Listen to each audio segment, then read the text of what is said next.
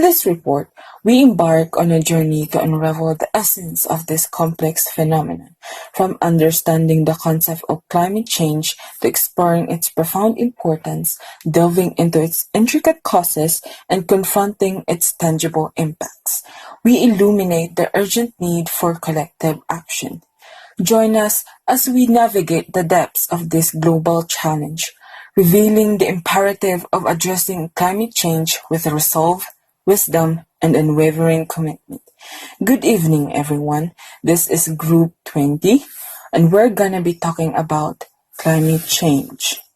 Imagine a delicate balance disrupted, a world where ecosystems falter, economies stagger, and communities tremble under the weight of a single looming threat: climate change.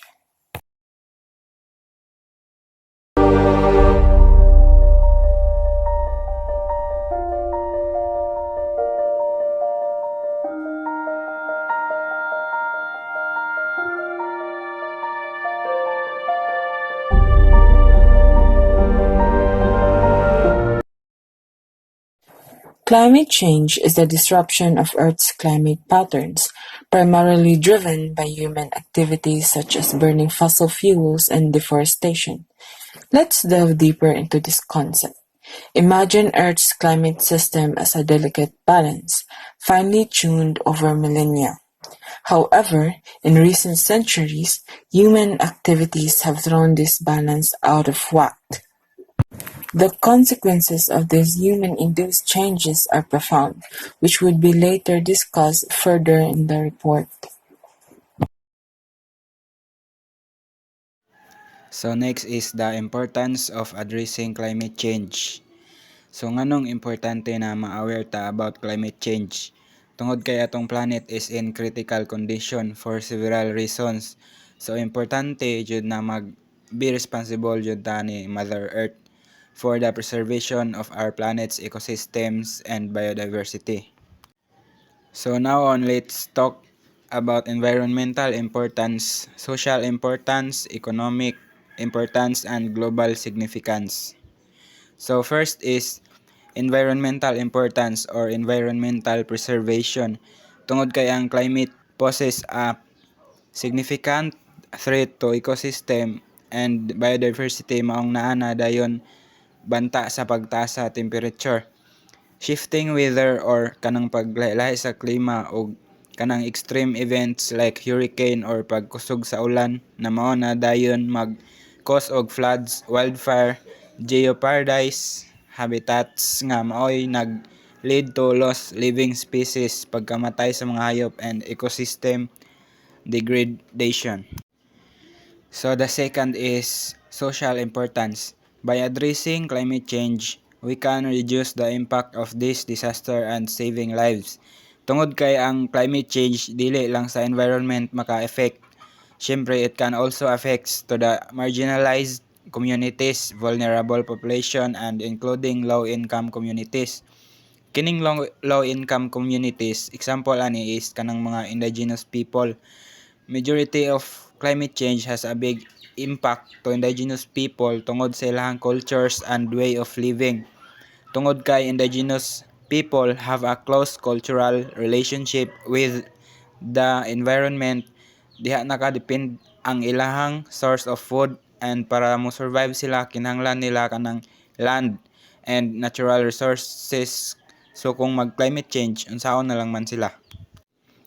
So the third is economic importance. Climate change poses risks to economies worldwide. Example ani is atong country. Atong country is known man jud siya na agricultural country. So if pag maapektuhan jud ta sa climate change, maglisod na og produce og rice tungod kay uga na kaayo ang mga lands and lack of source of water. So what will happen? So syempre ang atong country mapugos og import og rice, and tungod gi-import it means high value, mahal kayo, mao na dayon ng sulod ang economics sa mga apektuhan sa climate change and also affecting ecotourism and infrastructure. So the last one is global complications. Global challenge that requires coordinated efforts across borders, international agreement. Parehas sa gibuhat sa Paris, nag-provide sila og framework for countries nga ang giingon sa Paris is work together daw towards common goals, fostering diplomacy and collaboration. So why is climate change such a big issue today? Climate change poses a threat to future generations. So kung ipadayon na to atong bad habits na mo'y magkakos og climate change, unsaon na lang man daw ang future generations. So taking action now is essential to safeguard the well-being of nature. The primary causes of climate change. We have the human causes and natural causes. For human causes, global carbon emissions. Global carbon emissions refer to the total amount of carbon dioxide, or CO2, and other greenhouse gases, CHGs, emitted into the atmosphere as a result of human activities on a worldwide scale. And also, when fossil fuels are burned, they produce carbon dioxide, carbon monoxide, sulfur dioxide, and nitrogen oxides, contributing to air pollution, global warming, acid rain, and respiratory illnesses. Ang example ani is release of unburned carbon particles causing respiratory diseases, emission of carbon monoxide, which is a poisonous gas, production of carbon dioxide, a greenhouse gas leading to global warming, generation of sulfur dioxide, and oxides of nitrogen causing acid rain, harmful to plants, animals, and structures. Agriculture. Agriculture contributes to climate change through greenhouse gas emissions from livestock and fertilizers, deforestation, and changes in land use affecting local and global climate patterns. Same as ang giingan ka kanina. Deforestation. Deforestation contributes to climate change by reducing Earth's capacity to absorb carbon dioxide, releasing stored carbon into the atmosphere. So, sabotable naman ako kung unsa na yung deforestation, so dili na ko siya i-explain kay I know nga, kita man tanan is aware na kung unsa ni siya. Volcanic eruptions. Volcanic eruptions occur when molten rock, hot rock fragments, and hot gases are expelled through a volcano, which is a vent in the Earth's crust. Factors that can trigger eruptions include earthquakes, landslides, or changes in the weight of the rock above the magma chamber. Monitoring seismic activity, ground deformation, and gas emissions helps volcanologists forecast when an eruption may occur. Also, volcanic eruptions releases ash, gases, and aerosols into the atmosphere, which can temporarily cool the Earth's surface by blocking sunlight.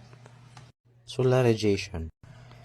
Variations in solar radiation, such as changes in the sun's intensity and sunspot activity, can influence climate patterns over long periods. So, makita to diha sa ubos sa chart, no, ang 400 years of sunspot observations na diha ang tulo ka era, ang modern minimum, Dalton minimum, and modern maximum. So, as for modern minimum rather, which occurred from approximately 1645 to 1715, there was a significant decrease in sunspot activity observed on the sun's surface. Sunspots are dark spots in the sun caused by magnetic activity, and their presence correlates with increased solar radiation output.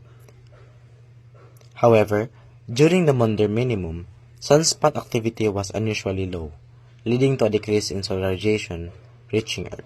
So, in this period, coincided with a notable cooling of Earth's climate, particularly in the northern hemisphere, a phenomenon known as the Little Ice Age. So, gitawag niya siyang Little Ice Age tungod kay tugnaw ang palibot and permintero siyang gadagom. Wala kay siya sunlight.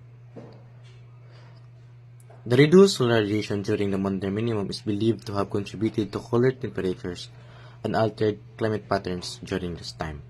The impact of the climate change, including environmental, social, economic, and global complication impact. So, example of environmental are loss on biodiversity and change in ecosystem. So, loss on biodiversity is referred to the decline or the disappearance of biological diversity, understood as the variety of living things that inhabit the planet at different level of biological organization and their respective genetic variability, as well as the natural pattern present in the ecosystem. So, unsa yun di ay ang biodiversity. Ang biodiversity kay mo ni mga nabuhi sa atong planeta or sa usa ka lugar gaya ng mga tanom, mga kahoy, mga hayop, isda, insect ug uba pang mga organisms. So next is change in ecosystem.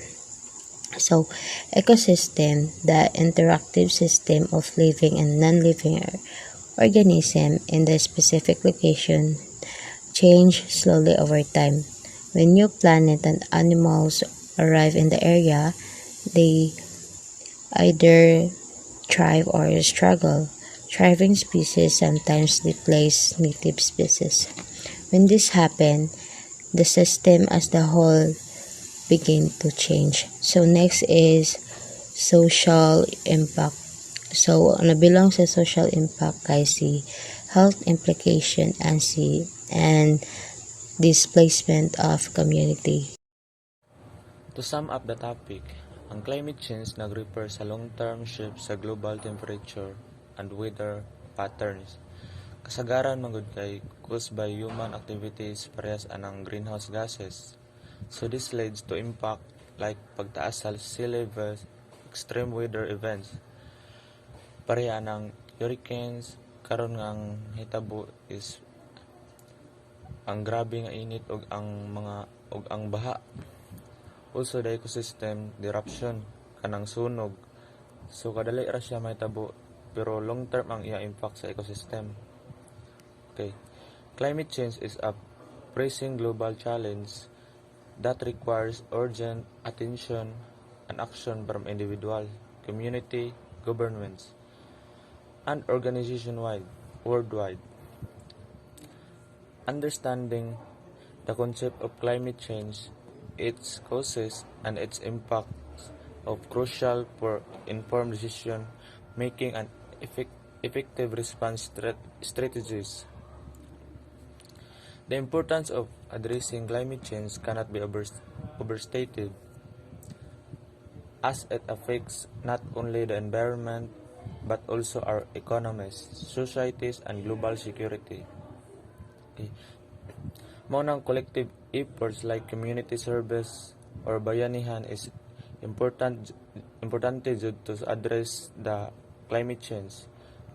By working together, pwede ta mag-implement og solutions para mabawasan ang greenhouse gas emission pareha sa paggamit og renewable energy, pag-install og solar lights which daghanay na karon og uban pa.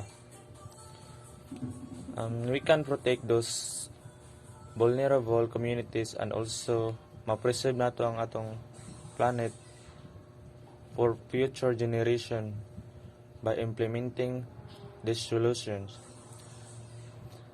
Every action, magamay or dako, can contribute to the greater good. Together, we can make a positive impact and create a more sustainable future para sa tanan. That's all. Thank you.